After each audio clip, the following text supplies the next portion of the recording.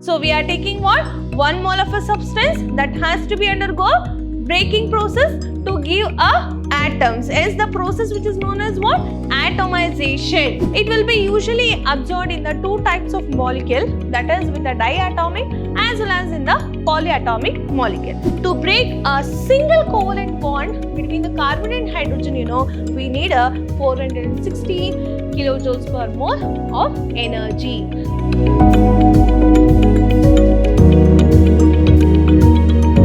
Hello my dear students, a warm welcome you all. Myself is Purnima, lecturer in Department of Chemistry at Vidhyaashram Pre-University College, Temple of Excellence, Mysuru.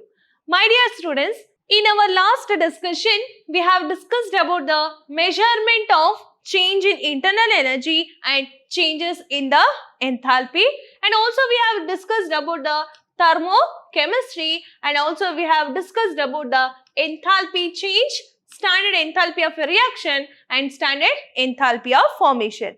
Today, we'll step up to understand the next topic of this unit by understanding the enthalpies for the different types of reaction and enthalpy of solution, and we are going to understand the lattice enthalpy also, and we are going to understand the enthalpy change during the different phase transformation. So firstly, we'll move on to the enthalpy change for the different types of reactions. So first I'll go with the enthalpy, standard enthalpy change for the combustion. So we all know that what is a combustion, and we know that the standard enthalpy of a combustion can be defined as change in enthalpy that takes place when 1 mole of a substance is completely burned with an air or an oxygen at a given temperature. This is said to be what? The standard enthalpy of combustion. So you are taking the 1 mole of a substance because we are dealing with what? Standard enthalpy of combustion. So if it is said to be a standard, we need to take a 1 mole of a substance and that must be burnt with an air to undergo combustion at a given temperature. This is said to be a standard enthalpy of combustion, and it is written as delta C H naught. Okay, and you can take an example for this. So here I have the carbon and oxygen.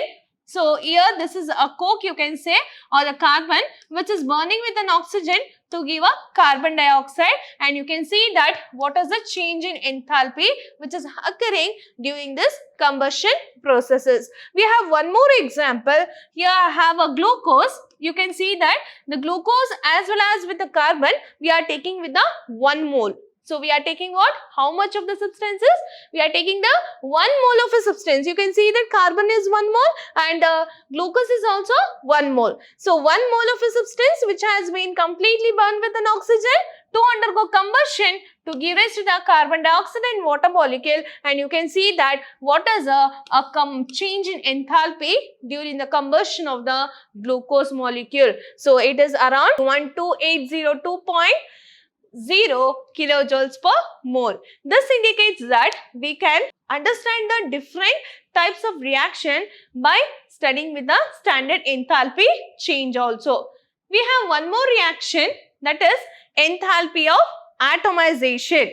So this is represented as delta A H naught.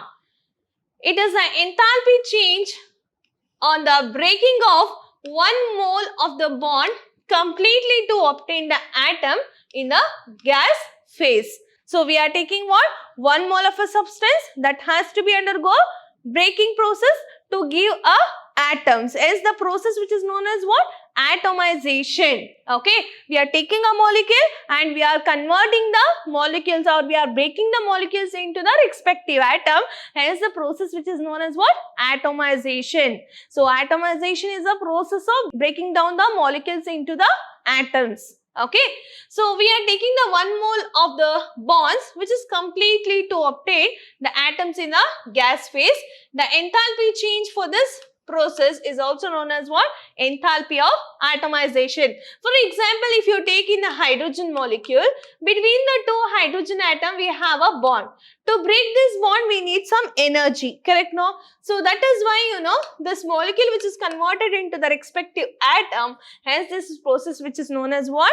The enthalpy of atomization. You can see that this is a hydrogen molecule which is in the gaseous state, which has been converted into gaseous state atom, and for this reactions the enthalpy of atomization is around 435.0 kilojoules per mole. Similarly, you can take a sodium which is in the solid state, which has been converted into gaseous state. So for this also the enthalpy changes around the 108.4 kilojoules per mole. Either the entire reactant can be present in the gaseous state, either it can also present in a solid state to obtain the atoms in the gaseous state. So hence the process which is known as what? Enthalpy of atomization. Next we have bond enthalpy. We'll see what is a bond enthalpy now.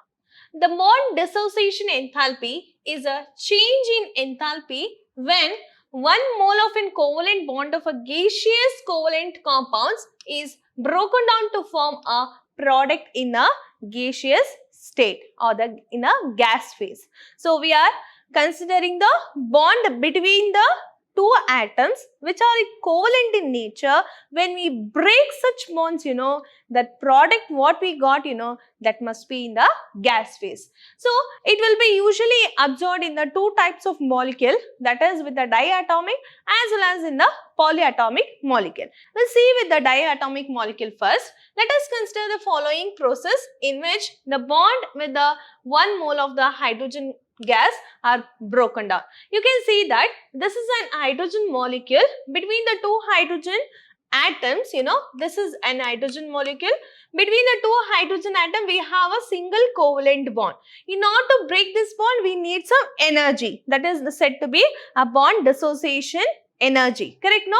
So if it is get broken down, it gives us to the product, and that is in the gaseous state. To break the hydrogen molecule into our respective hydrogen atoms, which is in the gaseous state, we need some energy to break that covalent bond, and the change in enthalpy for that reaction is 435.0 kilojoules per mole. We have one more reaction. You can see that between the two chlorine atom.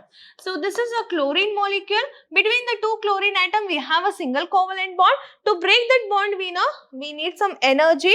So it gives us to the respective chlorine atoms, and the bond dissociation enthalpy for the chlorine atom is around 242 kilojoules per mole. You can go with the oxygen also. You can see that how this oxygen molecule will be broken down to form a respective oxygen atom, and the bond dissociation enthalpy or the bond enthalpy for the oxygen molecule is around 428 kilojoules per mole. We'll see with the polyatomic molecule. I'll go with an example of methane. So we know that in the methane, so there is a single carbon atom which has been attached with a 4 hydrogen atom. Now I'll go step by step by removing the bond between the carbon hydrogen atom. First I'll go with a bond between the carbon and hydrogen atom. I am going to break down. We'll see how does we can calculate the bond enthalpy for this. So I am taking the methane. I have removed the one hydrogen. To remove one hydrogen, the bond enthalpy requires around 427 kilojoules per mole. Similarly, if you wanted to remove one more hydrogen atom also, we need some energy, and that is around 439 kilojoules per mole. Similarly, I'll go with the removal of one more hydrogen atom. So bond enthalpy for the third hydrogen atom is around 452 kilojoules per mole. Similarly, in case of the last hydrogen atom, if you wanted to remove it, they required 347 kilojoules per mole. So totally, to remove all the 4 hydrogen atom which has been bonded to the carbon atom, we required around 1665 kilojoules per mole. So if you want to calculate how much of the energy is required to break the single carbon and hydrogen bond, we will go with this calculation. How we can calculate this? For example, I have taken out the methane. In this, the bond dissociation enthalpy or the mean dissociation enthalpy or the mean bond enthalpy will be considered, and that can be calculated by dividing the delta H values divided by 4. Why it is 4? Because we have got the bond dissociation enthalpy around 1665 kilojoules per mole, and how many bonds will be there? There are 4 bonds will be there. So if you divide with the 4 bonds, we will get 416 kilojoules per mole. This indicates that to break a single covalent bond between the carbon and hydrogen, we need a 416 kilojoules per mole of energy. So this is how the mean dissociation enthalpy as well as with the bond dissociation enthalpy will be considered while dealing with the polyatomic molecule as well as with the diatomic molecule. You can see that in the diatomic molecule we have discussed only about the bond dissociation energy, which means to say that between the two atoms, if a single bond is there, what is the energy is required to break that bond we have discussed. But it's not possible in case of the polyatomic molecule,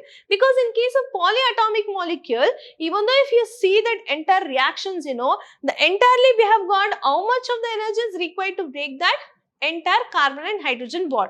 But if you wanted to tell in detail about the carbon and hydrogen bond breakage energy, we will go with the mean bond enthalpy. So these are the two common terminology which we are using while dealing with the diatomic as well as with the polyatomic molecule. Remember, if it is a diatomic molecule, we expressed in terms of the bond dissociation enthalpy. If it is a polyatomic molecule, we will go with the mean bond enthalpy that can be calculated by obtaining with the last energy, how much of the total energy which is required divided by how many bonds which is there. Okay, like that we will calculate. Next, we will go with the enthalpy of solution.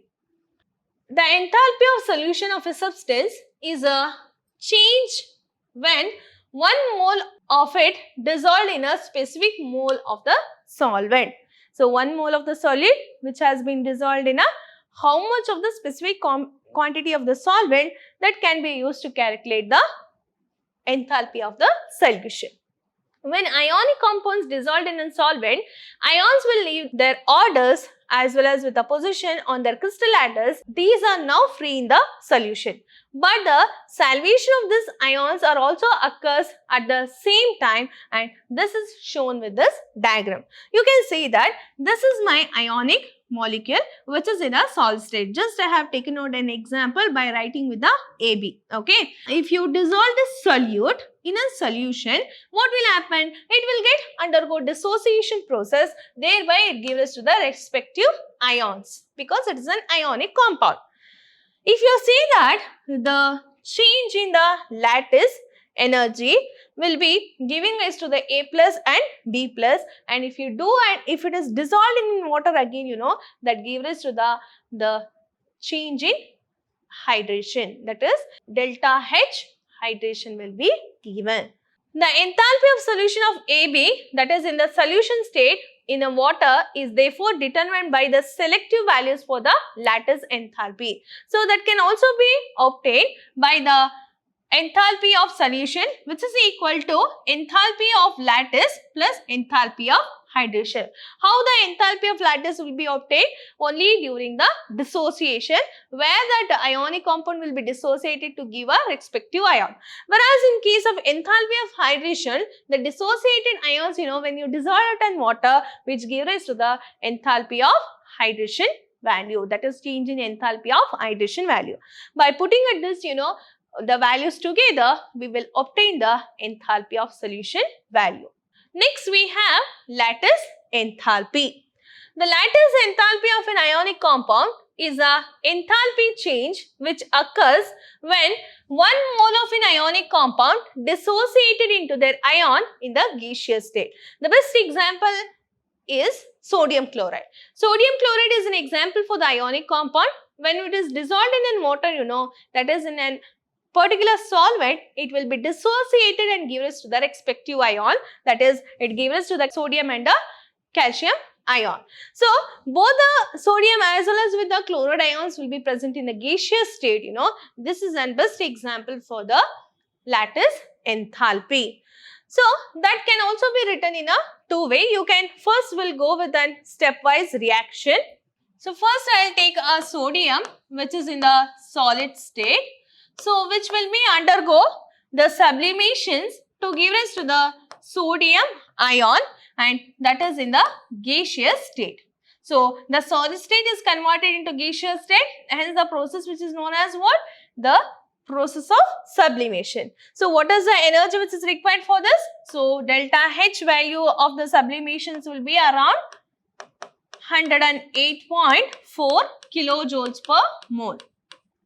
Further, you know, the sodium has to lose the one of the electron, thereby it get the positive charge. Okay, and this is also exhibit in the gaseous state. So, the sodium is losing one of the electron, and we call this process as what? Ionization enthalpy. So, how much of the energy which is required? It is required around 496 kilojoules per mole. This is how you know, by understanding the stepwise reactions, we can find out the lattice enthalpy. Since I have written with the sodium, we'll see with the chloride. Okay. So, we have a chloride that is in a gaseous phase, which undergo dissociations of the chlorine to give a chlorine atoms. Okay.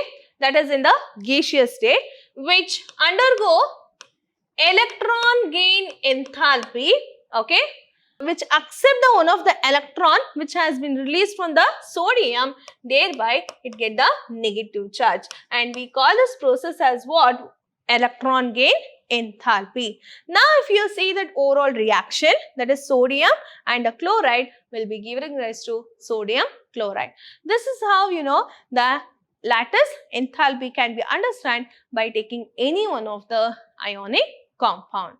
Next, we have enthalpy change during the phase transformations. So, the first one is standard enthalpy of fusion, which is also known as what? Molar enthalpy of fusion. The enthalpy change that accompanies the melting of 1 mole of the solid substances in the standard state, it is said to be a standard enthalpy of fusion. So, what we are doing here, we are taking the 1 mole of substance and it has to be undergo melting process with the standard state. Okay, the pressure is around 1 bar and temperature around 298 Kelvin. So, this process which is known as what? Enthalpy of fusion, that is standard enthalpy of fusion. The best example is you can take the water molecule which can be fused to form a liquid state. The change in enthalpy of this fusion is around 6.0000 kilojoules per mole. Next, we have enthalpy of sublimation.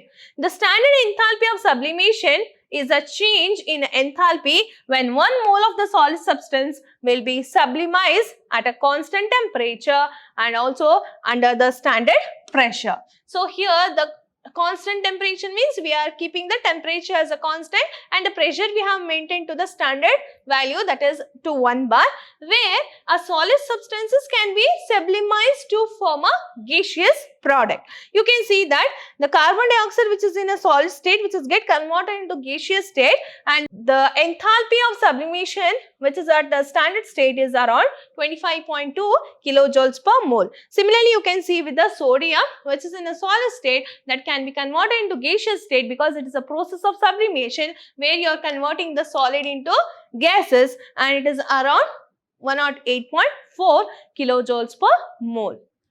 Next, we have the standard enthalpy of vaporization. So, you are converting the liquid to gas here. So, what you are doing? So, enthalpy of sublimation in the sense you are converting the solid to gaseous state. This is a sublimation. Vaporization in the sense you are converting the liquid state into gaseous state. Hence, it is a vaporization.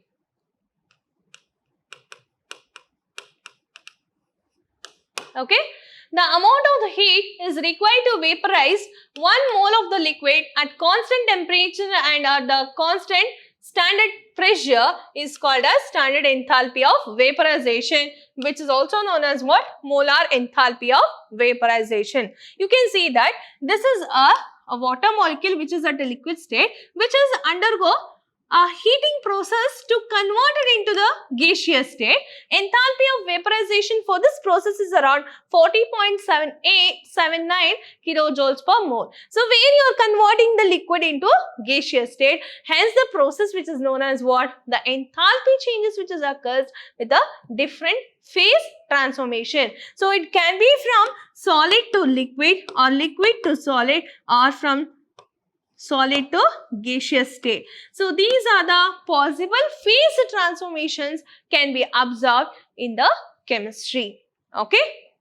So, in the next class, we are going to discuss more about the Hess's law of the constant heat sublimation. We will see in the next class. Till that, take care, be safe. Thank you.